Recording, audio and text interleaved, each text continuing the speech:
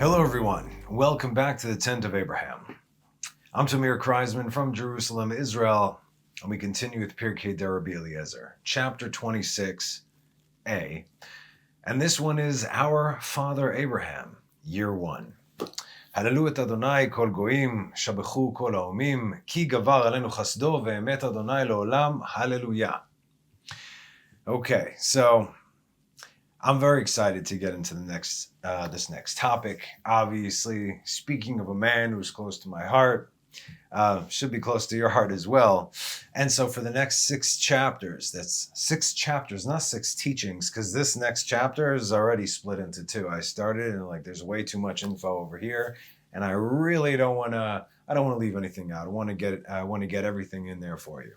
So we're going to be speaking about Abraham's life from birth until his death and everything that happened in between.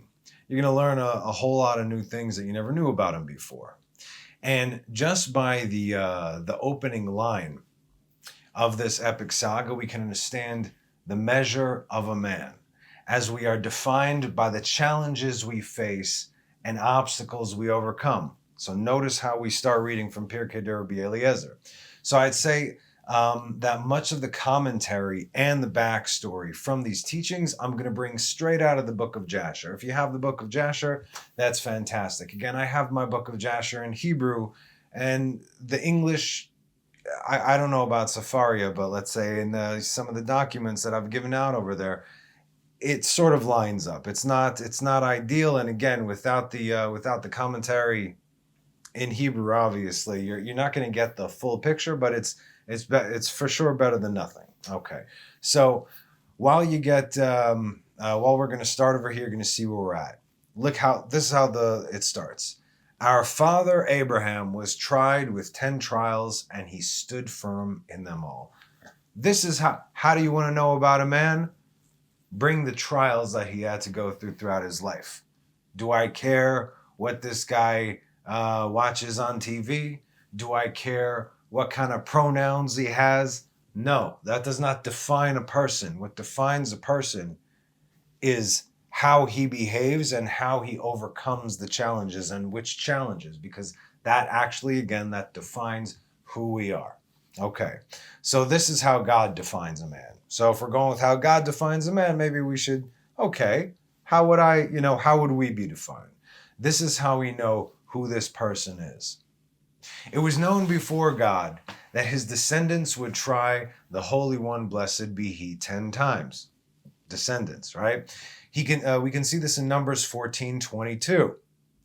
That all the people who perceived my glory and the signs that I performed in Egypt and in the desert, yet they have tested me these 10 times and not listened to my voice. 10 times Israel tried God in the wilderness.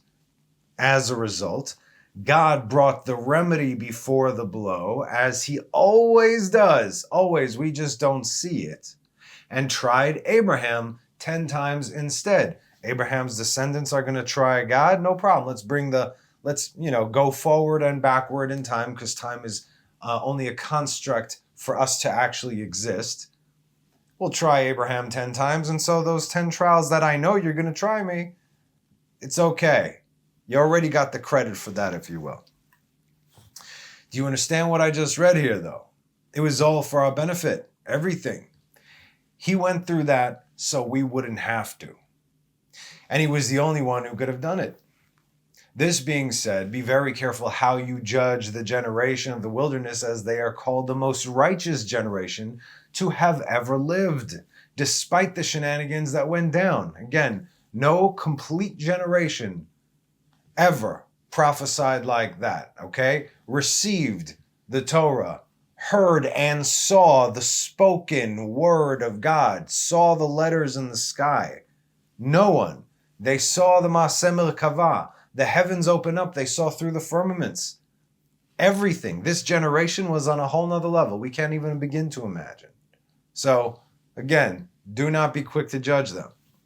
And God obviously knew this and desired them still, which is why Abraham was sent essentially to save Israel, before there ever was a physical Israel, thereby saving the world. So the first trial was when our father Abraham was born. All the magnates of the kingdom and the magicians sought to kill him, and he was hidden under the earth for 13 years without seeing sun or moon. After 13 years, he went forth from beneath the earth, speaking the holy language, and he despised idols and held in abomination the graven images, and he trusted in the shadow of his Creator, as said in Psalms 84:13. O Lord of hosts, fortunate is the man who trusts in you. Hashem tzevaot ashrei adam boteach bach. Some midrashim say 10 years, some say 3 years, but Pirkei de Rabbi Eliezer says 13 years. Jasher, I think it says 10. We'll read it. Okay. In any case, it doesn't take away from the story if it's 3, 10, or 13. So from the book of Jasher, and it was in the night where, and I'll read this a little bit quicker, and if I have something to say in between, I'll say it. And it was in the night where Abraham was born, that all the servants of Terach, that's his father, and all the wise men of Nimrod, Terach was Nimrod's number one guy, and his conjurers came and ate and drank in the house of Terach, and they rejoiced with him on that night. And when all the wise men and conjurers went out from the house of Terach, they lifted up their eyes towards heaven that night to look at the stars, and they saw, and behold, one very large star came from the east and ran in the heavens and swallowed up 4 stars from the 4 sides of the heavens. And all the wise men of the king and his conjurers were astonished at the sight. The sages understood this matter, and they knew its import. And they said to each other, this only betokens the child that has been born to Terach this night, who will grow up to be fruitful and multiply and possess all the earth, he and his children forever, and he and his seed will slay great kings and inherit their lands. Oh, okay, let's continue. And the wise men and conjurers went home that night, and in the morning all the wise men and conjurers rose up early and assembled in an appointed house. Interesting, right? Where have we heard this story before? What came first? Okay, so, yeah, a little copy-paste over here. And they spoke and said to each other, behold, the sight that we saw last night is hidden from the king, and has not been made known to him. And should this thing get known to the king in the latter days, he will say to us, why have you concealed this matter from me? And then we shall all suffer death. Therefore, now let us go and tell the king the sight we saw and the interpretation thereof, and we shall then remain clear.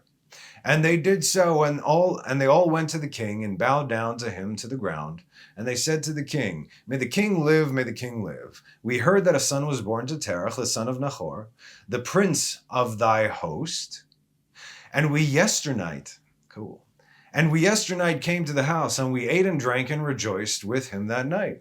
And when thy servants went out from the house of Terach to go to our respective homes, to abide there for the night, we lifted up our eyes to heaven, and we saw a great star coming from the east, and the same star ran with great speed and swallowed up 4 great stars from the 4 sides of the heavens. Something very interesting that I personally studied, aside from Pirkei de Rabbi Eliezer, in regards to this. I would love to put something on this together, because we're talking about from the beginning to the end of time. Very cool. 4 stars, just remember that, okay? I mean, obviously, it's later on he defeats the 4 kings and everything, but it's so much greater than that. Those 4 stars are actually the 4 galuyot, the 4 exiles of Israel, and how it all ends up. So pay attention. And thy servants were astonished at the sight which we saw, and were greatly terrified, and we made our judgment upon the sight, and knew by our wisdom the proper interpretation thereof, that this thing applies to the child that is born to Terach, who will grow up and multiply greatly and become powerful, and kill all the kings of the earth, and inherit all their lands, he and his seed forever. Amen. And now, our Lord and King, behold, we have truly acquainted thee with what we have seen concerning this child. If it seemeth good to the king to give his father value for this child, we will slay him before he shall grow up and increase in the land, and his evil increase against us, that we and our children perish through his evil. It's not that, Abraham and his descendants would be evil, but rather they do evil, if you will, to them. Bad stuff Bad stuff to bad guys. Is that really evil? Who knows? And the king heard their words, and they seemed good in his sight. And he sent and called for Terach, and Terach came before the king. And the king said to Terach, I have been told that a son was yesternight born to thee, and after this manner was observed in the heavens at his birth. And now therefore give me the child, that we may slay him before his evil springs up against us, right? As he said to his father, and I will give thee for his value thy house full of silver and gold. Terach probably didn't live in a shack. Again, he was the chief. In this case, he was the general. First of all, he was the general, but he was also the chief idolater, meaning the idol maker for the kingdom of Nimrod. So there's Nimrod number one, and his go-to guy was Terach. Give me your kid, let's kill him, and I will fill up this huge house that you already have to the brims with silver. That's a lot of silver, right? And, silver and gold, excuse me. And Terach answered the king and said to him, My lord and king, I have heard thy words, and thy servant shall do all that his king desireth. But my lord and king, I will tell thee what happened to me yesternight, that I may see what advice the king will give his servant. And then I will answer the king upon what he has just spoken. And the king said, Speak. And Terach said to the king, Aion, son of Mored, came to me yesternight, saying, Give unto me the great and beautiful horse that the king gave thee, and I will give thee silver and gold, and straw, and provender for its value.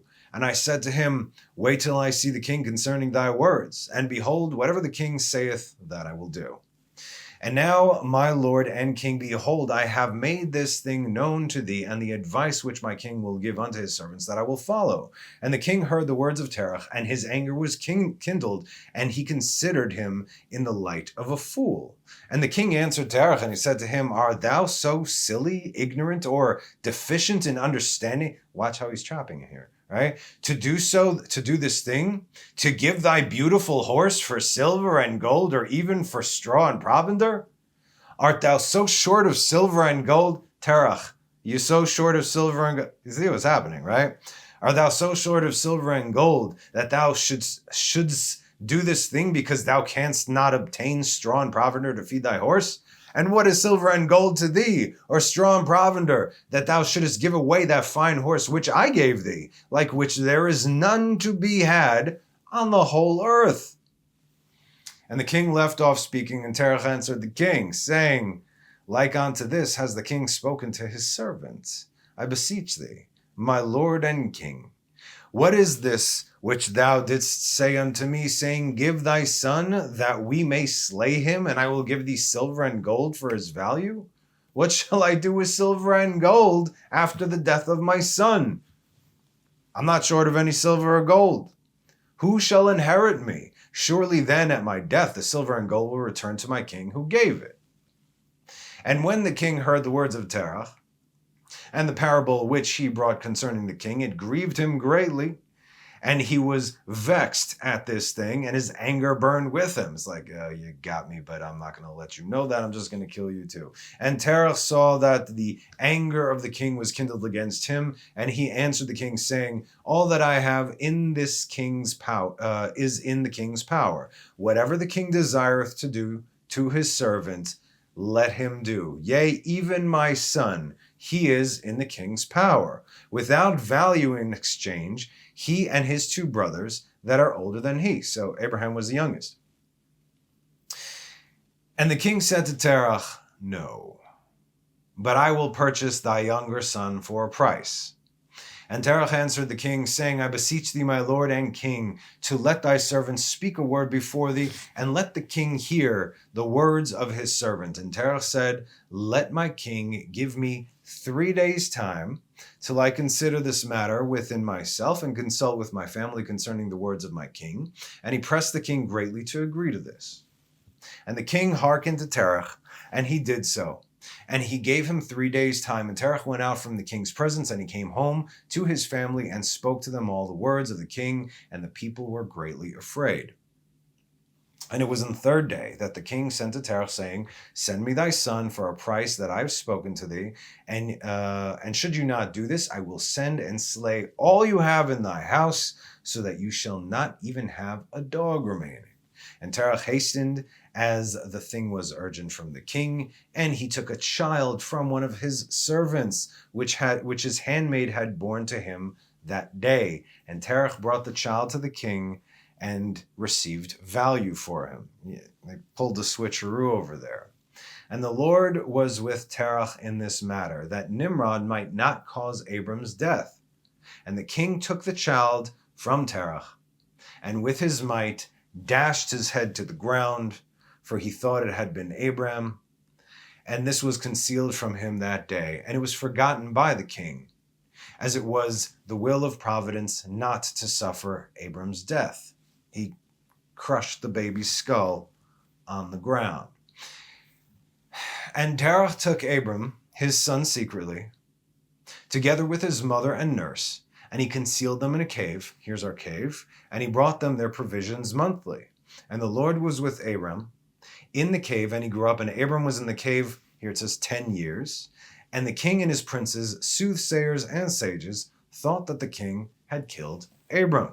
Okay, so that's from the book of Jasher. Now we're going back to PD. We're going to be switching. So that was the first trial. Okay, in other words, he was away from the world. He didn't see what was going on, but then he came out speaking Hebrew. And as we read a few chapters ago, he even yelled at the generation of dispersion while they were building the tower, and he cursed them, father included, for the idolatry that they were going at. The second trial was when he was put into prison for 10 years. 3 years in Kuta, 7 years in Kardu, and some say it was 3 years in Kardu and 7 in Kuta. Why was Abraham thrown in prison? Remember, everything that this man did was for the Lord's namesake, right? That Avraham was a chassid, a person who is a chassid. Every single thing that they do is for God. That's it. Everything that they have is for God. Everything. Once Abraham was taken from the cave at either 3, 10, or 13, he went to live with Noah, his son Shem, and Shem's son Ever, to learn more about the Lord. Because Noah, Shem, and Ever, they were tzaddikim. Remember, the yeshiva of Shem and Ever was who educated Abraham, Isaac, and Jacob. When we see gaps, let's say when Isaac, after the binding, when he was 37 years old until he met Rivka when he was 40 for 3 years, he went there. Jacob went there, I think, for 7 years or 14 years. In between, in the road, when he was sent away going up to Padan Aram, he stopped over here as well. Not over there. They were all in the land of Israel. Anyway, finally, at the young age of 50, Abraham turns 50. He returns to his father's house, and our story continues. Now, so we're going back to Jasher. And in the 50th year, 50th year of the life of Abram, son of Terah, Abram came forth from the house of Noah and went to his father's house. And Abram knew the Lord, and he went in his ways and instructions. And the Lord his God was with him. And Terah his father was in those days still captain of the host of King Nimrod, and he still followed strange gods. And Abram came to his father's house and saw 12 gods standing there in their temples, and the anger of Abram was kindled when he saw these images in his father's house. And Abram said, As the Lord liveth, these images shall not remain in my father's house, so shall the Lord who created me do unto me, if in 3 days' time I do not break them all. And Abram went from them, and his anger burned within him, and Abram hastened, and went from the chamber to his father's outer court, and he found his father sitting in the court, and all his servants with him. And Abram came and sat before him. And Abram asked his father, saying, Father, tell me, where is God who created heaven and earth, and all the sons of men upon the earth, and who created thee and me? And Terah answered his son Abram, and said, Behold, those who created us are all with us in this house. Dummy. And Abram said to his father, My Lord, show them to me, I pray thee, and show them, but it's Shakespeare, shew them to me. Yes, and Terah brought Abram to the chamber of the inner court, and Abram saw, and behold, the whole room was full of gods of wood and stone, 12 great images, and others less than they, without number, just all over the place. And Terah said to his son, behold, these are thy which made all that thou seest upon this earth, and which created me and thee and all mankind. And Terah bowed down to his gods, and he then went away from them. And Abram his son went away with him. And when Abram had gone from them, when he went to his mother and sat before her, and he said to his mother, behold, my father has shown me those who made heaven and earth and all the sons of men. Now therefore hasten and fetch a kid from the flock, and make it of savory meat, that I may bring to my father's gods as an offering for them to eat. Perhaps I may thereby become acceptable to them. Okay, what you up to, Abram? And his mother did so, and she fetched a kid, and made savory meat thereof, and brought it to Abram. And Abram took the savory meat from his mother, and brought it before his father's gods, and he drew nigh to them, that they might eat. And Terah his father did not know of it. And Abram saw on that day, when he was sitting amongst them, that they had no voice, no hearing, no motion, and not one of them could stretch forth his hand to eat. Obviously he knew this, but all this, again, is for our benefit. And Abram mocked them and said, surely the savory meat that I prepared has not pleased them. Or perhaps it was too little for them. And for the reason that they would, the reason is why they're not eating. Therefore tomorrow I will prepare fresh savory meat, better and more plentiful than this, in order that I may see the result. And it was on the next day that Abram directed his mother concerning the savory meat, and his mother rose and fetched 3 fine kids from the flock, and she made of them some excellent savory meat, such as her son was fond of, and she gave it to her son Abram, and Terah his father did not know of it. And Abram took the savory meat from his mother, and brought it before his father's gods into the chamber, and he came unto them that they might eat, and he placed it before them, and Abram sat before them all day, thinking perhaps they might eat. And Abram viewed them, and behold, they had neither voice nor hearing, nor did one of them stretch forth his hand to eat the meat. And in the evening of that day, in that house, Abram was clothed with the Spirit of God. And he called out and said, woe unto my father, when the Ruach HaKodesh, right? What is Ruach HaKodesh? You have to understand this. Ruach HaKodesh, like they say elsewhere, does not dwell inside a person. It lands on a person. You go into the bathroom and Ruach HaKodesh is going to be there.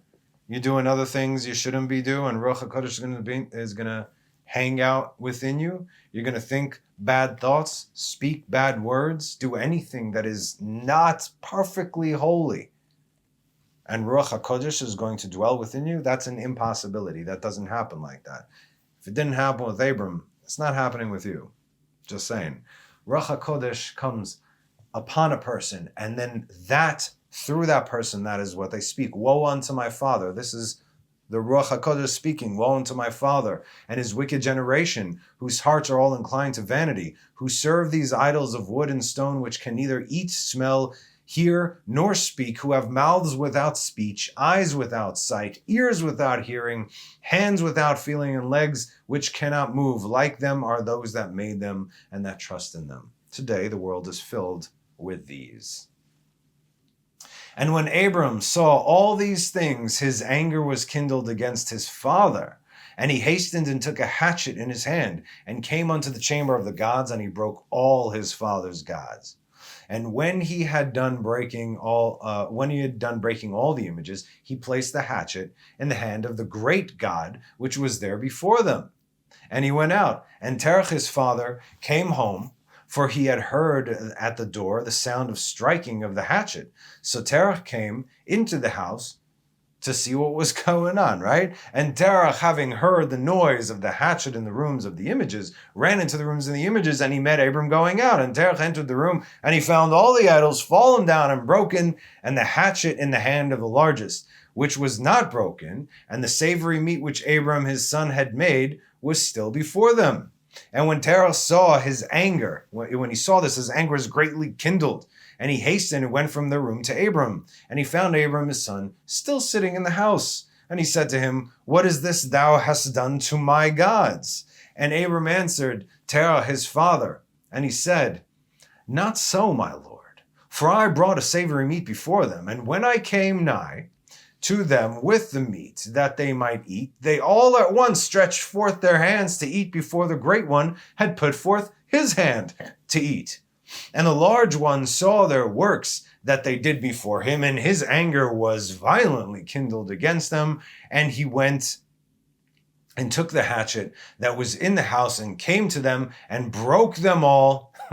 He went into the house together and broke them all, and behold, the hatchet is yet in his hands, as thou seest. And Terah's anger was kindled against his son Abraham. When he spoke this, and Terah said to Abraham, his son, with his anger, "What is this tale that thou hast told? Thou speakest lies to me. Is there in these gods spirit, soul, or power to do all thou hast told me? Are they not wood and stone? And have I not myself made them? And canst thou speak such lies, saying that the large gods that was in them smote them? Come on. It is thou that didst place the hatchet in his hands, and then sayest he smote them all." Like, oh, so they're just wood and stone, Dad. That's what you're telling me. And Abram answered his father and said to him, "Aha. And how canst thou then serve these idols, in whom there is no power to do anything? Can those idols in which thou trustest deliver thee? Can they hear thy prayers when thou callest upon them? Can they deliver thee from the hands of thy enemies? Or will they fight thy battles for thee against thy enemies? That thou hast served wood and stone, which can neither speak nor hear. And now surely it is not good for thee, nor for the sons of men that are connected with thee, to do these things. Are you so silly, so foolish, or so short of understanding that you will serve wood and stone and do after this manner?" Where a lot of the world, they might hear this and like, yeah, clearly not, and yet they don't even know that they themselves are in idolatry. "And forget the Lord God who made heaven and earth, and who created you in the earth, and thereby bring a great evil upon your souls in this matter by serving stone and wood. Did not our fathers in days of old sin in this matter, and the Lord God of the universe brought the waters of the flood?" He knew because Noah told him about it. Noah told everybody. Everybody knew Noah. The guy who was 950 years old before he died. Everybody knew Noah. Brought the waters of the flood upon the earth and destroyed them, and destroyed the whole earth. And how can you continue to do this and serve gods of wood and stone who cannot hear or speak or deliver you from oppression, thereby bringing down the anger of the God of the universe upon you? Now therefore, my father, refrain from this, and bring not evil upon thy soul and the souls of thy household. And Abram hastened and sprang from before his father and took the hatchet from his father's largest idol, with which Abram broke it and ran away. So he broke the last one and he booked.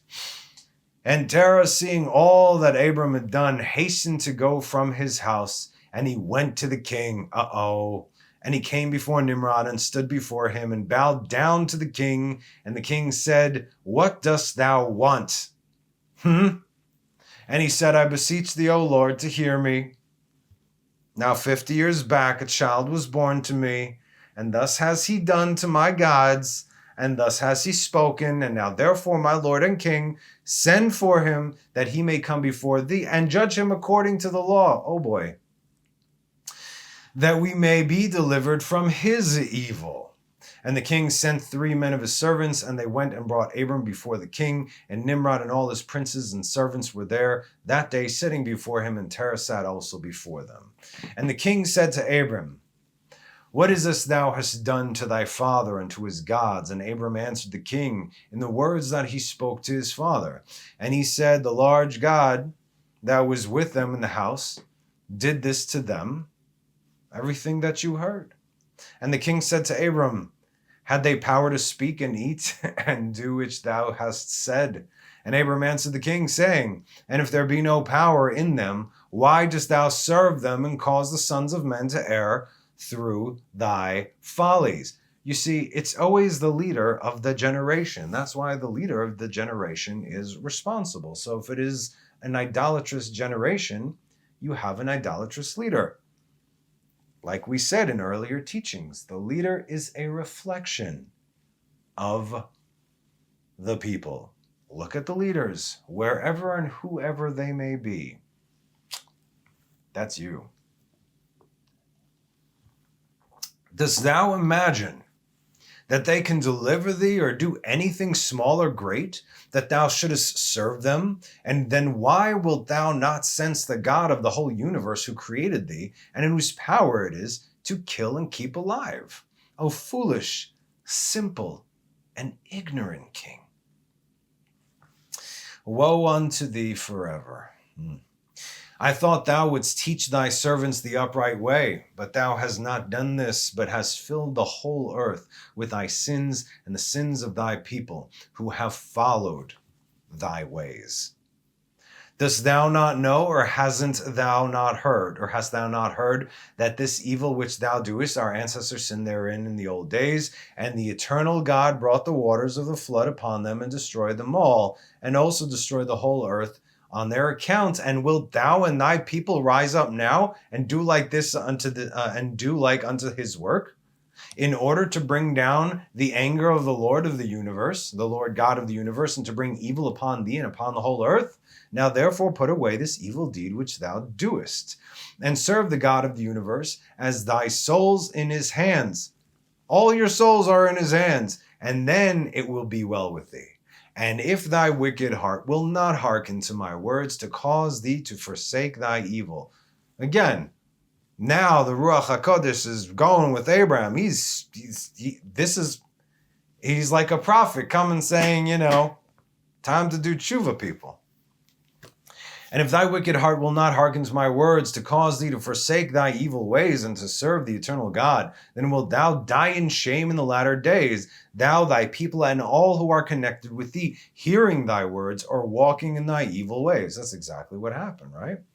And when Abram had ceased speaking before the king and princes, Abram lifted up his eyes to the heavens, and he said, The Lord sees all the wicked, and he will judge them. And when the king heard the words of Abram, he ordered him to be put into prison, and Abram was 10 days in prison. Okay, so that's Jasher. Now, so again, we can see the difference between Midrashim, which even biblical terms, sometimes years are called days, days are called years, right? So Pirkei Rabbi Eliezer, it says that it was 10 years. Book of Jasher says that it was 10 days, but if we actually do the calculations, it's more like 10 days rather than 10 years. So from our general and detailed understanding, based on all the timelines we have, also taken from Seder Olam, the order of the universe, gives you the exact dates of everything that went down, we can gather it's, like we said, 10 days and not 10 years. We continue with PDE. After 10 years, or rather 10 days, they sent and brought him forth and cast him into the furnace of fire. And the King of glory put forth his right hand and delivered him from the furnace of fire, as it is said. And he said to him, I am the Lord who brought thee from the furnace of Chaldeans. Ul Kasdim. Ul it's another way of saying fire. Ul is ol, it's light, but it's also fire. Ul from Kasdim, the furnace of Kasdim, here translated as Chaldeans. Genesis 15:7. Another verse says, Thou art the Lord God who didst choose Abraham and brought him forth out of the furnace of Chaldeans. Nehemiah 9:7. And at the end of those days, we're going now back to Jasher, at the end of those days, the king ordered that all the kings, princes, those days meaning the days that Abram was in prison, Nimrod ordered all the kings, princes, and governors of different provinces, and the sages should come before him, and they sat before him, and Abram was still in the house of confinement. And the king said to the princes and sages, Have you heard what Abram the son of Terah had done to his father? Thus he had done to him, and I ordered him to be brought before me. And it's like, it's one big lie. So they know, think about it like this, right? They know that everything they're doing to the people, everything they're telling hear me now, please. The powers that be, your powers that be, nothing has changed from then to now, are telling the people, yes, the heavens and the earth were created by, stone and wood and the things that we made for ourselves. These are our gods. You see this? Once they get called out on it, they know, oh, come on, obviously they're not the gods. They don't have any power, this and this and that. And when they're confronted with the truth, they get angry. You see this? And now they're already lying amongst themselves. It's like they're standing in the room and no one's addressing the, the 800-pound gorilla? Or the pink elephant? Or the purple chimpanzee? I don't even know. But this is what's going on. Summits, right? Let's meet for summits and yap about things that we know are not an issue. It's not about that. Don't you see? This is the same thing that they're doing today. Same thing. And people are buying into it. Oh no, the skies are falling because, yeah, they are, but not like you think. Oh my goodness. Okay. So, thus has done to him, and I ordered him to be brought before me, and thus he has spoken. His heart did not misgive him, neither did he stir in my presence, and behold, now he is confined in prison. We can't let this guy live and let him tell people the truth about us, because then we'll lose all our power, right? And therefore decide what judgment is due to this man who reviled the king, who spoke and did all the things that you heard. And they all answered the king, saying, the man who revileth the king should be hanged upon a tree. But having done all the things that he has done, and having despised our gods, he must therefore be burned to death. For this is the law in this matter. Despised our gods. Understand this, okay? All the powers that be, they have their gods. If you despise their gods, they will throw you in the fire, which is what they are doing. Fire comes in many forms, some of them magic cures. If it pleaseth the king to do this, let him order his servants to kindle a fire both night and day in thy brick furnace, and then he will cast this man into it. And the king did so, and he commanded his servants that they should prepare a fire for 3 days and 3 nights in the king's furnace, that is in Kasdim, Kasdim, right here, Chaldeans. And the king ordered them to take Abram from prison and bring him out to be burned. And all the king's servants, princes, lords, governors, and judges, and all the inhabitants of the land, about 900,000 men, stood opposite the furnace to see Abram. The whole world was on one side, and Abram was on the other. And all the women and little ones crowded up on the roofs and towers to see what was doing with Abram. And they all stood together at a distance, and there was not a man left that did not come on that day to behold the scene. Understand this. Abram was one. Avraham haya echad hu. And when Abram was come, the conjurers of the king and the sages saw Abram, and they cried out to the king, saying, Our sovereign Lord, surely this is the man whom we know to have been the child, at whose birth the great stars swallowed the 4 stars, which we declared to the king now 50 years since. Maybe it was Abram's birthday. And behold, now his father has also transgressed with thy commands, and mocked thee by bringing thee another child, which thou didst kill. And when the king heard their words, he was exceedingly wroth, and he ordered Terah to be brought before him. And the king said, Hast thou heard what the conjurers have spoken? Now tell me truly, how didst thou? And if thou shalt speak truth, thou shalt be acquitted. Well, what happened? And seeing that the king's anger was so much kindled, Terah said to the king, My lord and king, thou hast heard the truth, and what the sages have spoken is right. And the king said, How couldst thou do this thing to transgress my orders, and to give me a child that thou didst not beget, to have value for him? Understand this. It seems like they're all one, living together. There's law, there's order. How could you do this? How could you betray the king? In an idolatrous society, in an idolatrous world, what is conceivably moral is not, right? You need constant standards by which to live by. If you're going based on social standards, then it'll change from one year to the next, right? What is not okay today was okay 5 or 10 years ago, right? In one country, let's say, in certain Muslim countries, women can't drive. Saudi Arabia, women cannot drive. They get whipped. They actually get whipped. Women have to walk behind men in the streets. Is that evil if you're a Saudi? No, it's not. It's a Tuesday, right? Anywhere else in the Western world, it'd be like, how dare you? Human rights. And there's ironically sitting on the Human Rights Council. Syria too, by the way. Remember how he gassed his own people? Syria is sitting on the UN's Human Rights Council. The whole thing is a sham. You see, right? Okay. Their morals and ethics. None. Okay. And Terah answered the king, because my tender feelings were excited for my son at that time, I took the son of my handmaid, I brought him to the king, and the king said, who advised this to thee? Tell me, and do not hide it from me, and then thou shalt not die. And Terah was greatly terrified in the king's presence, and he said to the king, it was Haran, my eldest son, who advised me to do this. And Haran in those days, was in those days that Abram was born, 2 and 30 years old. So Haran was 32 years old when Abram was born. So right now Abram's 50, Haran is 82. But Haran did not advise his father to anything, for Terah said this to the king in order to deliver his soul from the king. Yeah, just give up, kill my son, and then kill my other son too. Morals, right? Ethics, where? What? Idolatrous society, idolatrous world. That's what you get. For he feared greatly, and the king said to Terah, Haran thy son, who advised thee to do this, shall die through fire with Abraham.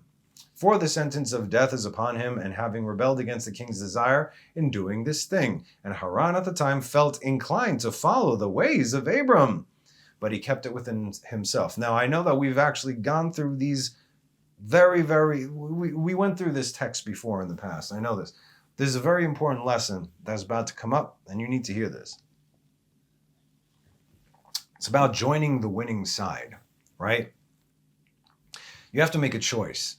There's a reason that it's written that once Mashiach comes, Israel does not accept gerim. In other words, there's no more converts. Why? Because Mashiach is here, everybody's going to want to convert, right? Everybody is going to want to be part of Israel.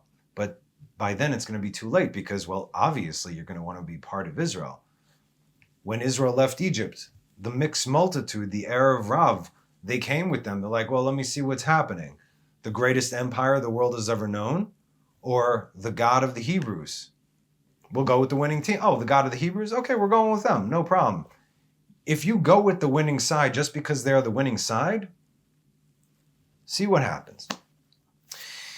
So again, he was inclined to listen to Abram because Abram spoke truth. He's like, yeah, wait a minute. So wait, you really think that this piece of wood is your God? Yeah, I do. Really? He keeps it to himself, right? Because he's shown the truth. But everyone is speaking the lie, and it's like everyone knows that they're lying to each other. So, and Haran said in his heart, behold, now the king has seized Abram on account of these things which Abram did. And it shall come to pass that if Abram prevail over the king, I will follow him. But if the king prevail, I will go after the king. And when Terah has spoken this to the king concerning Haran his son, the king ordered Haran to be seized with Abram.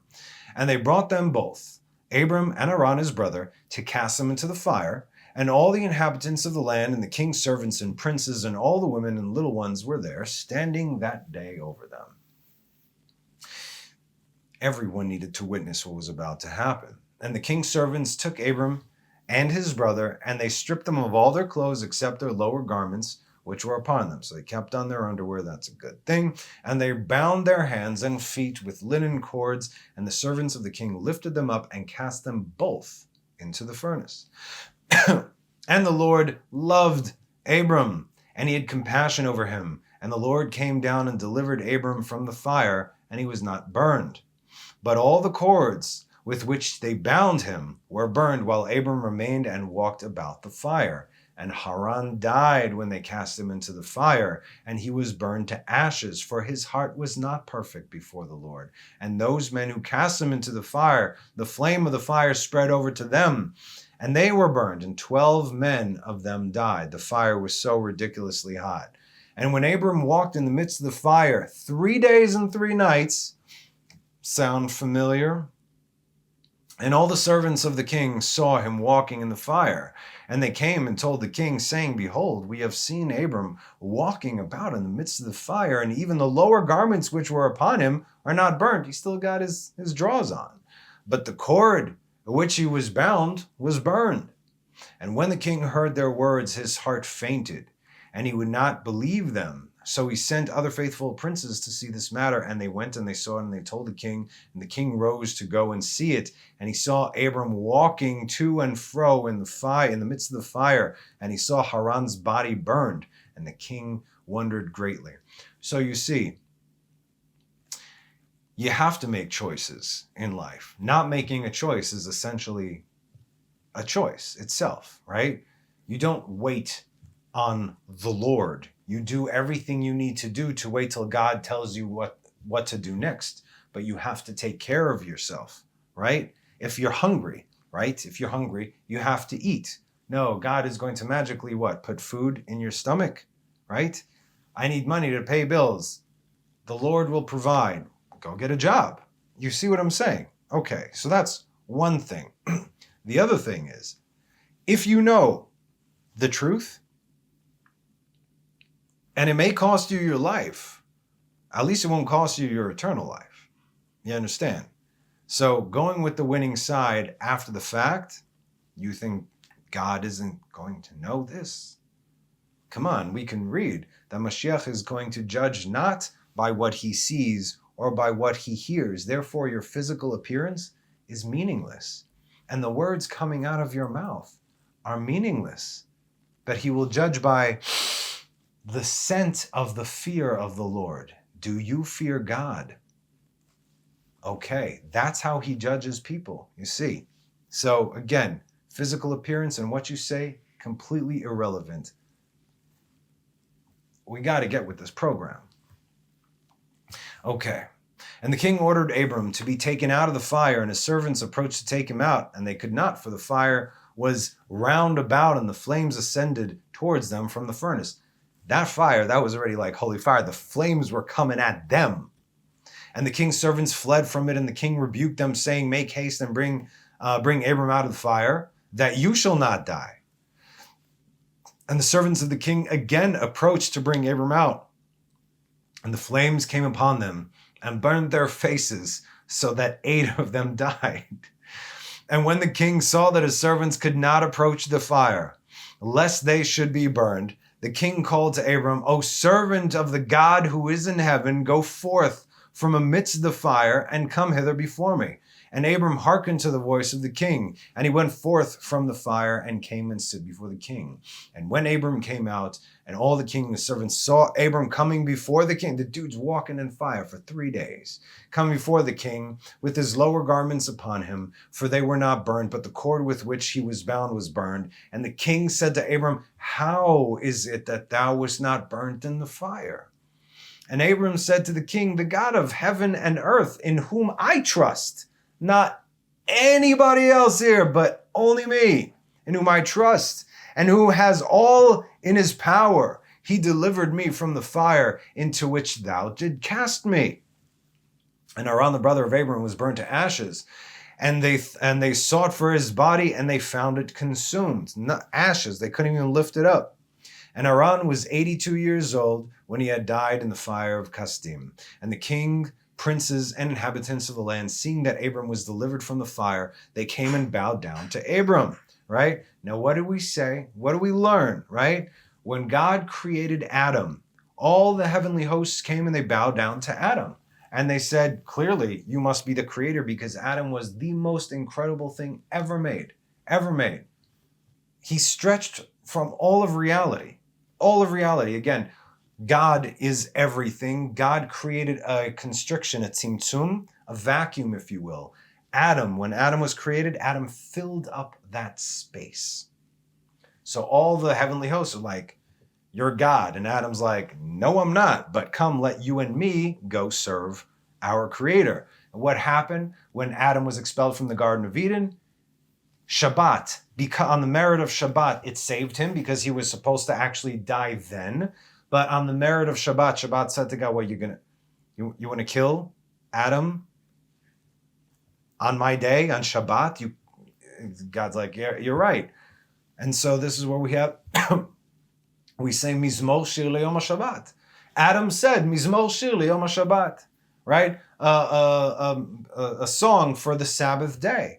What's the next verse? Tov le'odot la'Adonai u'lezamer l'shimcha elyon. The Sabbath told Adam, no, Tov le'odot la'Adonai, it is good to praise God and sing songs to Him. In other words, don't bow down to me. Come, you and I, let's go serve God. That's what a man of God does truly. Does not let anybody else come bow before him and says, Lord. That's idolatry. Let's see what a true man of God does. And Abram said to them, do not bow down to me, but bow down to the God of the world who made you, and serve Him, and go in His ways. For it is He who delivered me out from the fire, and it is He who created the souls and spirits of all men, and formed man in his mother's womb, and brought him forth into the world. And it is He who will deliver those who trust in Him from all pain.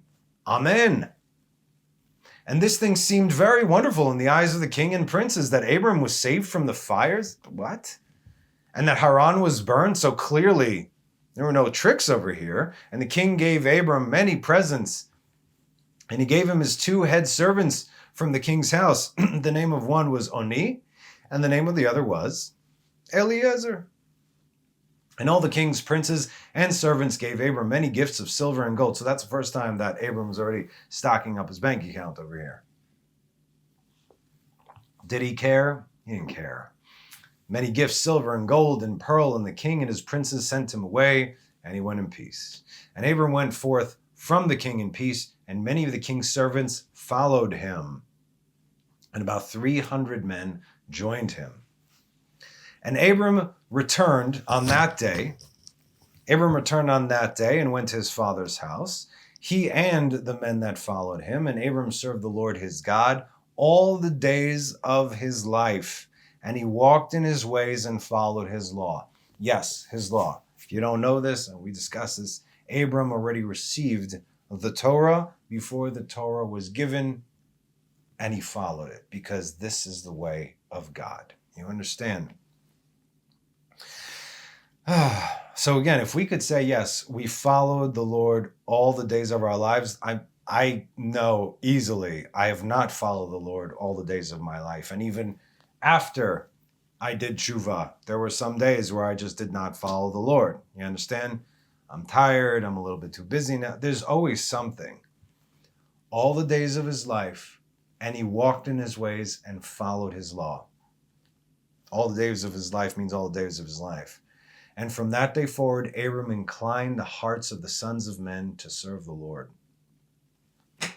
It's important to note when we read several times in the Tanakh, and he said to him, I am the Lord who brought thee out of the furnace of Chaldeans, that God would not allow any angel to save Abraham because God wanted to do so personally. Right? When we read about, the book of Daniel, chapter 3, 23 to 25. And these men, and the 3 of them, Shadrach, Meshach, and Abednego, fell into the burning fiery furnace bound. Then King Nebuchadnezzar was bewildered and stood up in haste and shouted at his leaders, did I not cast 3 men into fiery furnace bound? And they answered, yeah. He called out and said, behold, I see 4 men walking in the midst of the fire, and there is no wound upon him. And the form of the 4th is one likened to a son of God, right? Demale bar Elohim. In other words, an angel. So that's an angel. There was no angel here with Abraham. Walking through the fire, God became that all-consuming fire. You see? Personally. Okay, so that was the second one. The third trial. There's a little flying thing here. You can't see it, but it's so annoying. Okay, I'm going to keep going. The third trial was his migration. It's called shaking. from his father's house and from his family, and as he brought him to Haran, and there his father Terach and Atrai, Abraham's mother's name was Atrai, his mother, she died. Migration is harder for man than anything else, says Rabbi Eliezer. Whence do we know of his migration? Because it is said, now the Lord said unto Abraham, get thee out. Lech lecha. So again, let's go with the Hebrew here because the English just doesn't cut it. Before we get to the backstory, and there is a significant backstory, we have to explain what we just read. Because some may think that this trial was more difficult than the binding of Isaac, because it said nothing is more difficult than a man who is moved or uprooted or migrated. We'll explain. So this is not the case, as it's not a comparison between apples. Okay, the first one was the easiest, and he worked his way up. They were all equally hard based on where you are. The greater you grow, the greater the trial grows with you. It always has to be equal. Each trial stands on its own and was perfectly designed for Abraham at that time in order for his ascension. So when we read in Hebrew, Tiltulo mi beit aviv ume'eretz muladeto, letaltel, a shaking or an uprooting might not even cut it, okay? For instance, the word tiltul means a very violent shaking. In most cases, it's with the intent to do harm. And the first example that, again, when I'm writing this, that came to mind, it's also the harshest, and it's unfortunately we hear of these things, we see of these things every now and then. You hear of a nanny or a kindergarten teacher or even a parent, they would shake their baby so hard out of anger or frustration because the baby wouldn't stop crying, right? You know, this person was arrested, shaking their baby, that person shaking the baby, just shut up, and the baby's dead. Okay, so the baby gets shaken to death. This is tiltul or letaltel. And that is what is hardest for man. That's the word that's used here in Pirkei Rabbi Eliezer. This kind of shaking is what is hardest for man. Why? Because it literally rocks his world. And he does not know what is happening, where to go, who to go with, what to do, which way is up, who or what he is running from, who or what is chasing him, if at all. He is away from all that he knows, and human beings are creatures of habit, and he has no stability whatsoever. This is usually when a person has no stability whatsoever, you fall. That's where you pick up the vices, right? Sex, drugs, alcohol, cigarettes, you name it, anything to try and numb the pain, because I can't handle this. It's too disorganized. Walk into the messiest room you could think of, you're overwhelmed, right? You gotta start from one place, but it's so much you don't know what to do. You're not even standing on stable ground. Everything is going. I know this. I've been through this several times in my life. Many times in my life, actually. Okay, so it's not just, oh, I'm moving apartments. It's your entire reality is shifting. This is what this is. Okay. So, like we said, what this does is, in a sense, it causes so much chaos that eventually there is none. So much noise that there is silence. And it takes a certain kind of individual to be able to see through this and use it as an opportunity for clarity, because this is something that happens to everyone. It will, if it hasn't happened to you yet, don't worry, it will. And that kind of individual, though, that can actually take that opportunity, use it for clarity, that kind of individual, the only kind of individual who's able to prevail, is one who does not rely on their own understanding. Because in most of these cases, understanding and logic has nothing to do with anything. If you're going to go with the logical route, this has nothing to do with it. This is where emunah and bitachon comes in. Logically, Abraham would have said, listen, don't throw me in the fire. Okay, fine, you do your thing, I'll go my thing. But he knew where he was going, right? Logically speaking. He did the illogical thing. But again, logic has nothing to do with this. The individual, though, who makes it through, or in our cases, who crosses over, is only one with that kind of faith. That is your focus. That is your silence. That is your direction. That is your compass. That is your trust. It is your faith. If you look at the walk of Abraham, you'll see that he began in a cave and moved back to civilization only to then see the Tower of Babel and then its fall in Babylon. Then from Ur-Kasdim to Haran, then to the land of Israel, then back to Haran, then back to Israel again, walking all over the land as God had commanded him to do so. Why? Because wherever he set his foot, he broke the klipot for the sake of his descendants. You think it's a coincidence that Abraham went down to Egypt? We're going to discuss that one next teaching, but yeah. So let's just get our timeline straight here, okay? Because we're getting back to this. We're going to get our timeline straight here, picking up where we left off last time in the book of Jasher. And at that time, Nahor and Abraham took unto themselves wives. So Nahor was Abram's other brother, not the one that obviously died. They took unto themselves wives, the daughters of their brother Haran, the one who actually did get burnt. The wife of Nahor was Milcah, and the name of Abram's wife was Sarai. There you go. So, Abram and Sarai, they got married when they were 50. Or he was 50, she was 40. And Sarai, wife of Abram, was barren. She had no offspring in those days. And at the expiration of 2 years from Abram's going out of the fire, that is the 52nd year of his life, behold, King Nimrod sat in Babel upon the throne, and the king fell asleep, and he dreamed that he was standing with his troops and hosts in a valley opposite the king's furnace. Okay, so he had this very, very specific, very vivid dream. We don't need to go into it, okay? The dream obviously would eventually come true, that Abram would take him out, and that's exactly what happened. Abram's grandson Esav killed Nimrod, we learned. Then Eliezer, the Palit, the refugee, we learned about this, right? Told Abraham that Nimrod was coming for him.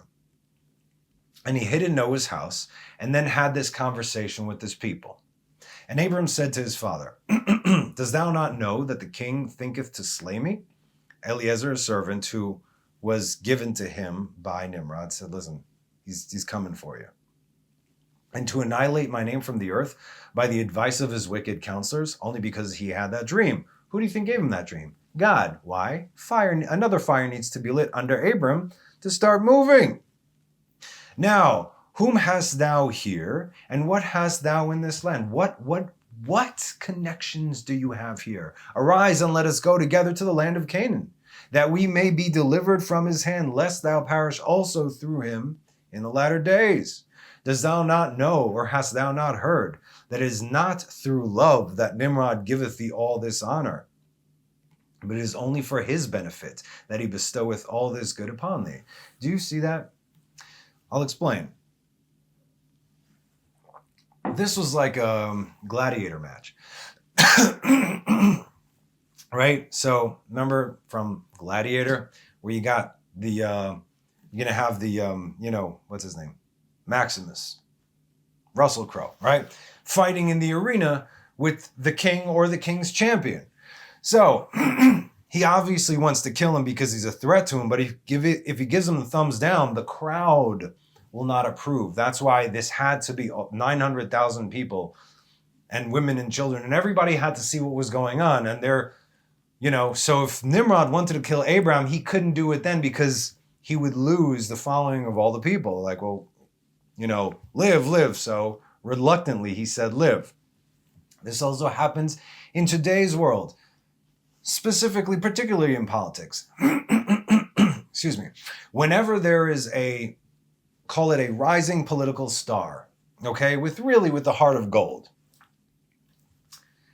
and they're creating a following, the powers that be, the kings, if you will, if they start going up against them and losing because they see that the people support them, what are they going to do? If they make an enemy of them, they're making an enemy of the people. So what do? Oh, come, my buddy, my pal, here's this, positions and this and this and that. And then if they don't play ball, then ultimately these rising stars, kill themselves with 2 gunshot wounds to the head and a note left behind. You know the game. So, and if he does unto thee greater good than this, surely these are only vanities of the world, for wealth and riches cannot avail in the day of wrath and anger. Now, therefore, hearken to my voice, and let us arise, and go to the land of Canaan. And that's how the good ones, even if they do have the best intentions, they fall right there into the system. Because it's either take it or you're gone. And therefore hearken to my voice, and let us rise and go to the land of Canaan, out of the reach of injury of Nimrod, and serve thou the Lord who created thee in the earth, and it will be well with thee. And cast away all the vain things which thou pursuest. And Abram ceased to speak, when Noah and his son Shem answered Terah, saying, True is the word which Abram hath said unto thee. And Terah hearkened to the voice of his son Abram, and Terah did all that Abram said. For this was from the Lord, you see, everything, that the king should not cause Abram's death. And Terah took his son Abram, and his grandson Lot, the son of Haran, and Sarai, his daughter-in-law. So Lot and Sarah were siblings. And Sarai, his daughter-in-law, the wife of his son Abram, and all the souls of his household, and went with them from Ul-Kasdim to go to the land of Canaan. So they were traveling from the east to the northwest. And when they came as far as the land of Haran, they remained there, for it was exceedingly good land for pasture, and of sufficient extent for those who accompanied them. So, in other words, this is the 52nd year right now. Abram is 52 years when Abram only began to move towards the land of Israel. He didn't even make it to the land of Israel, began to move to the land of Israel. And that was exactly 2,000 years to creation, right? Meaning the time of chaos, the 2,000 years of chaos had ended. And Abram, through his literal walk, ushered in the age of Torah. Now let's just read a bit further in Jasher so we can see Abraham's walk from birth to age 75. Remember, right now, we're at 52, okay? When he left Haran and entered the land of Canaan. So he's 52 walked to the land of Canaan. And 52 in the numerical value is also the word son, ben. Bet is 2, Nun is 50. And the people of the land of Haran saw that Abram was good and upright with God and men, and the Lord and that the Lord his God was with him. And some of the people of the land of Haran came and joined Abram, and he taught them the instructions of the Lord and his ways. And these men remained with Abram in his house, and they adhered to him. If we do what we are supposed to do, goodness comes, because that's all that God wants. The reason we're alive is because God wants to bestow good on us. But God also gave us a free choice so we could freely choose him or not.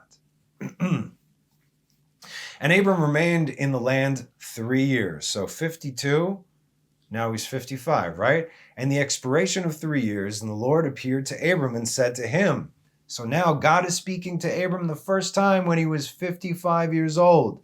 I am the Lord who brought thee from Ur-Kasdim and delivered thee from the hands of thine enemies. And now therefore, if thou wilt hearken to my voice and keep my commandments, my statutes and my laws. Commandments, statutes, and laws, these 3 things can only be found in the Torah, mind you. Then will I cause thy enemies to fall before thee, and I will multiply thy seed like the stars of the heaven, and I will send my blessings upon all the works of thy hands, and thou shalt lack nothing. Arise now, take thy wife and all belonging to thee, and go to the land of Canaan, and remain there, and I will there be unto thee for a God. You got to go there, not here, go there. and I will bless thee. And Abram rose and took his wife and all that belonged to him, and he went to the land of Canaan as the Lord had told him. And Abram was 55 years old when he went from Haran. Finally now, he's moving. And Abram came to the land of Canaan and dwelt in the midst of the city, and he there pitched his tent amongst the children of Canaan, inhabitants of the land. And the Lord appeared to Abram when he came to the land of Canaan and said unto him, This is the land which I gave unto thee and to thy seed after thee forever. And I will make thy seed like the stars of heaven, and I will go unto thee, and I will give unto thy seed for an inheritance all the lands which thou seest. And Abram built an altar in the place where God had spoke to him, and Abram there called upon the name of the Lord. At that time, at the end of 3 years of Abram's dwelling in the land of Canaan, he was 55, now he's 58. In that year Noah died, which was the 58th year of the life of Abram, and all the days of Noah that he lived were 950 years, and he died. Noah died when Abram was 58. You want to see something cool? 58 is the numerical value of Noach. Not bad, right? He left over there. He was 52 years old when he was going. And then in the 58th year of his life, that's when Noach died. Because Nun is 50 and Chet is 8. And Abram dwelt in the land of Canaan, he, his wife, and all belonging to him, and all those that accompanied him, together with those that joined him from the people of the land. But Nahor, Abram's brother, and Terah his father, and Lot, the son of Haran, and all belonging to them dwelt in Haran. So, again, this is the first time that Abraham's coming to Israel. He's still going back to Haran the next time he picks up Lot, but Lot's still there right now. So when we read in Genesis 12, the Lech Lecha, that is the second one, not the first one, okay? Then when we see the covenant of the pieces, that goes back to when Abraham was 70 years old. So there's a little bit of a switcheroo over there. In the 5th year of Abram's dwelling in the land of Canaan, the people of Sodom and Gomorrah and all the cities of the plain revolted from the power of Shedor-Laomer, king of Elam, for all the kings of the cities of the plain served Shedor-Laomer for 12 years, and given him yearly tax. But in those days, in the 13th year, they rebelled against him. And in the 10th year of Abraham's dwelling in the land of Canaan, there was a war between Nimrod, king of Shinar, and Shedor-Laomer, king of Elam. And Nimrod came to fight with Shedor-Laomer to subdue him. For Shedor-Laomer was at that time one of the princes of the hosts of Nimrod. And when all the people of the tower were dispersed, and those that remained were also scattered upon the face of the earth, Shedor-Laomer went to the land of Elam, and reigned over it, and rebelled against his Lord. And in those days, when Nimrod saw the cities of the plain had rebelled, he came with pride and anger, and with Shedor-Laomer, and Nimrod assembled all his princes and subjects, about 700,000 men, and went against Shedor-Laomer, and Shedor-Laomer went out to meet him with 5,000 men. 700,000 against 5,000. And they prepared for battle in the valley of Babel, which is between Elam and Shinar. And all those kings fought there, and Nimrod and his people were smitten before the people of Shedor-Laomer, and there fell Nimrod's men about 600,000, and Mardon the king's son fell amongst them. And Nimrod fled and returned in shame and disgrace to his land, and he was under subjection to Shedor-Laomer for a long time. And Shedor-Laomer returned to his land and sent princes to his host, to the king that dwelt around him, to the kings that dwelt around him, to Ariach king of Elazar, and to Tidal king of Goyim, and made a covenant with them, and they were all obedient to his commands. And it was the 15th year of Abram's dwelling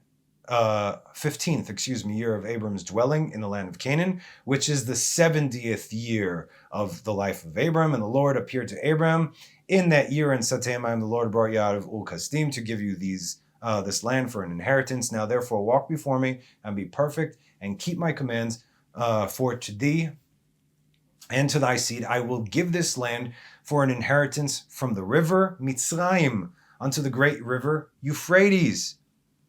What's the river Mitzrayim? That's the Nile.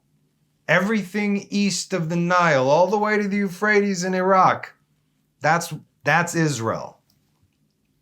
And thou shalt come to thy fathers in peace and good age, and the 4th generation shall return here in this land.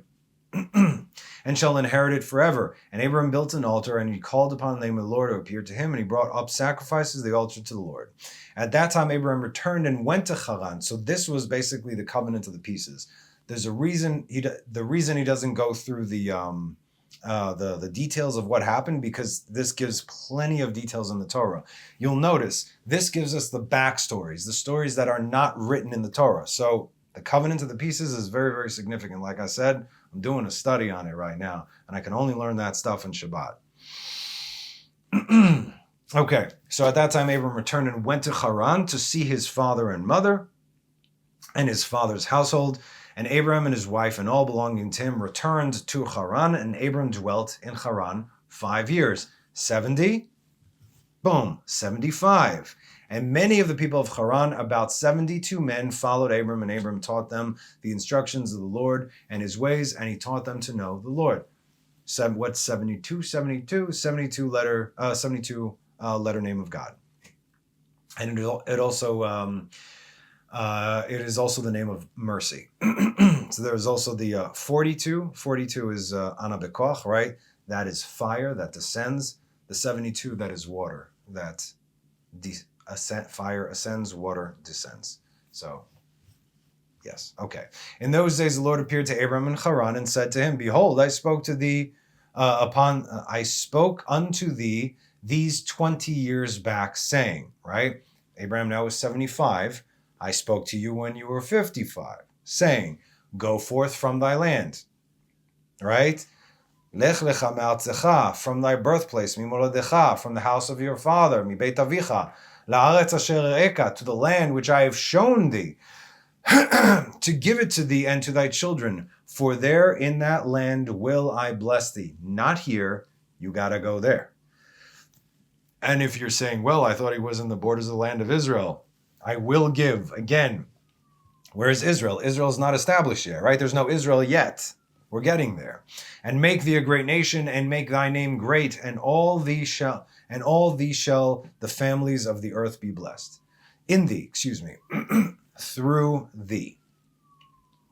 Now therefore arise, go forth from this place, thou, thy wife, and all belonging to thee, also everyone born in thy house," meaning all your servants' kids and whatnot, "all the souls that thou hast made in Haran." How do you acquire souls? You remove idolatry from them, and now they serve the Lord. Guess what? You're coming with. You see? You don't have to be even a son of Abraham to do this. No more idolatry. "And bring them out with thee from here, and rise to return to the land of Canaan." And Abram rose and took his wife Sarai, and all belonging to him, and all that were born to him in his house, and the souls which he had made in Haran, and they came out to go to the land of Canaan. And Abram went out and returned to the land of Canaan according to the word of the Lord, and Lot, the son of his brother Haran, went with him. And Abram was 75 years old when he went forth from Haran to return to the land of Canaan. And he came to the land of Canaan according to the word of the Lord, to Abram, and he pitched his tent, and he dwelt in the plain of Mamre, and with him was Lot his brother's son, and all belonging to him. And the Lord again appeared to Abram and said, "To thy seed will I give this land." And there he built an altar to the Lord who appeared to him, which is still to this day in the plains of Mamre. Okay, now we know this. So that's all the Jasher that we're going to do for today. And now you have a slightly better idea of what went down. But we have so much further to go. What was all this for? This was for the, this was for the third test, the taltala, the shaking. We said the migration or the shaking, the taltala, is harder for man than anything else. Now, before we take our first breath in this world, there is a great shaking that we go through when we exit our mother's wombs. Even before that, understand this. Our souls are in Gan Eden, the Garden of Eden, with God. Our neshama, souls. We come before God because we see everything. Again, there's no time, yes, no, there just is. We come before God, and God says, "What's up?" And we say, "I want to do a tikkun. I want to do my part. I want to help. I want to bring about the correction of this world. So nobody has to come back to it. All in all, as beautiful as this is, if you want to lay out what life is like here, everything is falling apart. You see that, right? Okay. Not to take away from the good things, but in reality, we see how you're supposed to live, and we see this world, even amongst supposed, people who follow God, it's all falling apart. So God says, what would you like to do? The greater the challenge, the greater the correction, right? If you say, well, I want to make a small tikkun. Okay, so you're going to be born into, let's say, a secular family, and you got to find your way back to Torah. You want a greater tikkun? You're going to be born to an idolatrous family, and you're going to have to get out of there on your own, and then talk about the lech lechas that you're going to have to do, right? These are the greatest tikkunim. So the shaking and then, we're born, the shaking that we go when we exit our mother's womb. It's traumatic for a child as they have to leave the world of goodness behind, being taught Torah by an angel. We discussed this for 9 months. And then as they exit through the canal, right, the straits, which is also known biblically as Metzar, to the open world, while they get pinched beneath their noses right over here. That's why we all got this thing above their lips to forget it all. Otherwise, we would know exactly how much Torah we were supposed to learn that in that lifetime. In fact, David has written about this, meaning of his own birth, which he re-experienced through Ruach HaKodesh as an adult, to which he wrote in Psalms 118:5. Min hametzar karatiya, anani b'merchavya. From the straits I called to God, and God answered me with the vast expanse. This is the same as Abraham, who called to God from the straight and narrow of the world. And that is why God brought him to Israel, so he could answer him in a vast expanse. I look at struggles of converts, right? What they had to go through, what they are going through, what they had to leave behind, what it cost them. It cost my wife everything. Everything. Everything she had known, her family included. This is their life. And the only things that get them through this, because it's not easy. It's the hardest thing. And the hardest thing a man has to do is this. It's their faith, their emunah, that gets them through. And they bet their lives on it. Their lives on it, just like Abraham did. But once they finally cross over, once they go through that torment, the rejection, the loss, the frustration, the disappointment, not to mention existential crises on more than one occasion, if you ask them if it was all worth it, as you'll see them go, replaying everything, all the painful memories going through their mind in a flash, they'll look you straight in the eye with a grin and answer without hesitation and say, I do it all again. And that is why it is an honor and privilege that they are called the sons and daughters of Abraham and Sarah. Their parents are gone. Avi ve'imi azavuni va'adonai yasfeni. My father and mother have left me. I have new parents now. New parents you have now.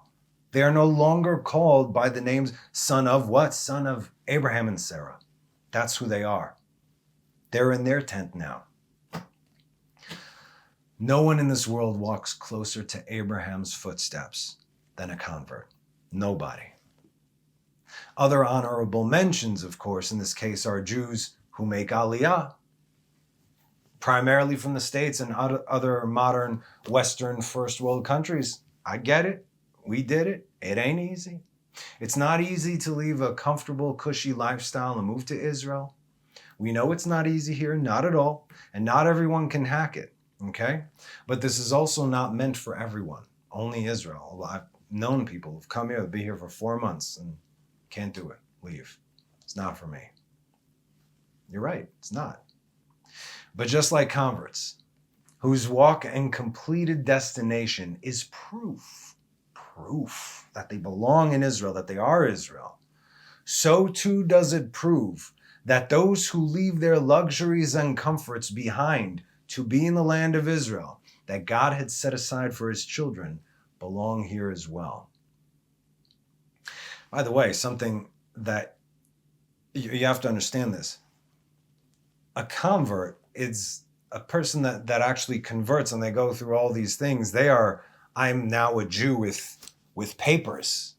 For sure I'm a Jew. Because a lot of other people, they can't necessarily trace their lineage back. And even if they do, they might have grown up elsewhere or in different ways. The point is, the converts these are the quintessential Jews, the Hebrews. This is exactly what they are. So it's, again, of course, another honorable mention, you have Baalei Tshuva. It's much easier to never have drank the Kool-Aid of the world than to have overdosed on it and then, kind of leave it behind. It's that story where the king had 3 servants. He had 3 boxes. He left them the boxes. He says, I'll be back in a month. Don't open those boxes. Okay, no problem. So the first one, okay. A month goes by. The king comes back, calls his servants, give me the boxes. So the first one comes, my lord, here you go. Here's a box. I did exactly what you said. Didn't open the box. All right. The second one says, my king, I opened up the box. I was so curious. Don't open the box. What's in the box? So what's in the box? Oh, what's in the box? So what's in the box? I opened the box a little bit, and the room filled with this light and then this aroma, and then it was intoxicating, and all of a sudden I started tripping. I don't know. But it was amazing. It was euphoric. I closed the box. I'm like, oh, okay, I'll put it away. But it was so amazing. I just had to keep doing it. I couldn't stop myself, and there's nothing in the box. Okay. The last guy says, I opened the box too. I opened the box, the room filled with this aroma and this light, and just everything all of a sudden made sense, and this euphoric state overtook me. It was the most amazing thing I had ever seen. Everything was right. And then I closed the box because I remembered what you said, and I haven't opened it since. Please forgive me. Please forgive me. So the king rewards the first guy who listened to him with exactly the reward that he said he would give him. The second guy who finished the box cost him his head. What's in the box? Get it? And the third guy, give him double what I gave the first. Why? Because, oh boy, did it take character to come back from all that goodness, if you will. That's a Baal Tshuva, right? Our sages say in the place where Baalei Tshuva stand, perfect tzaddikim cannot stand, right? Because they have perfect tzaddikim are the ones that never open the box. Perfect tzaddikim, right? In one form or another, we are all walking in the footsteps of Abraham because we all fall into one of these categories, okay? We walk in the footsteps of Abraham, who paved the way for humanity to return to their creator, to whatever capacity they're in, be it as Israel or as a Noahide. But again, if you're not Israel and you're not a Noahide, just read what's going to happen to the idolatrous nations. You have to leave that behind. Abraham did not share the Torah with anyone but his kin, while he taught the ways of God to the rest of the people. What are the ways of God? The Noahide laws, the laws of morality. Thou shalt not kill, thou shalt not steal, establish courts for yourself, thou shalt not give false testimony, don't eat from a live animal, don't eat a limb off a live animal. We discussed these already. These are the Noahide laws by which the world stands, and the world is falling apart. So these aren't even being followed. But he only taught the mitzvot to Isaac, because that's the only one it was relevant to Isaac and to Sarah, obviously, because the laws from the Torah are not relevant to Noahides. Noahides are still in the group, though. They're still in the tent of Abraham. You see, everybody's got their own job. So when we see Eliezer saying how he taught his master's Torah to whoever he met, You know, it's the 7 laws, right? He wasn't teaching the, kosher laws of this. Is, let me tell you about the laws of my master. Okay, from God, obviously. And these laws are more than sufficient for the world to stand and become an Eden once again. The world could have been, the whole world could have been a Garden of Eden based on those 7 Noahide laws. That's it. Then you have Israel who have their part to do. And it's a very, very, very heavy load to carry. But the more that join, the lighter it gets. Get it? The lighter it gets. Okay. So our sages say that God is currently shaking the world the way a man shakes his talis, right? You want to take your talis, whoosh. If you know what talis, take a tablecloth. You want to shake the crumbs on the tablecloth. Shake it out the window or wherever, not on the kitchen floor because it's not sanitary. Shake really, really hard. This is how God is currently shaking the world. It's only a little shaky now. There's more to come. You see that already, which is why we are called to hold on to our faith at all costs, which means that it will cost you everything, seemingly so, okay? Just remember Abraham. But in all actuality, if you hold on to God, then whatever falls away, it doesn't matter. Because then it wasn't meant to remain, you see? So whoever, not only whatever, but whoever falls away, we're not meant to remain as well. So that's today's class. Stick around next week. We're going to be discussing the next 2 trials of Abraham. We're still in chapter 26, it's going to be 26b, trials 4 and 5, and we are just getting started over here. So if you want to know where you came from, by whose merit you are even in this world, then stick around. And if you really pay attention, you'll also have an idea of how to conduct yourself and, of course, where you're going. So as always, thank you for joining me. Have a wonderful rest of the week and have a Shabbat Shalom.